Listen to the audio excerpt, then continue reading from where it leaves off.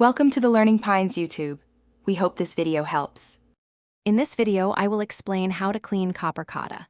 Keeping your copper jewelry shiny is easier than you think with a few simple steps and common household ingredients.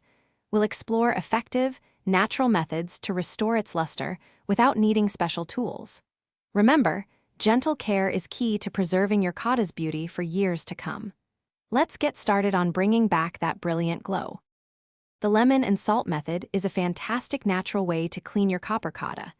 The acidity of the lemon, combined with the mild abrasive quality of the salt, works wonders on tarnish. Simply rub the salted lemon half over your kata, focusing on any dull areas. After a few minutes, you'll see the shine return.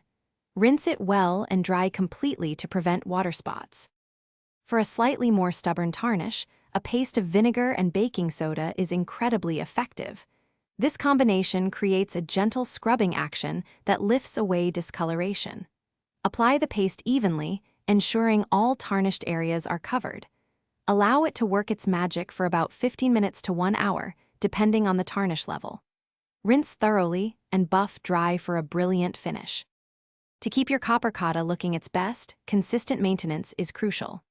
After wearing, a quick wipe with a soft cloth removes skin oils and prevents tarnish buildup. Proper storage in a sealed bag or jewelry box also significantly slows down oxidation.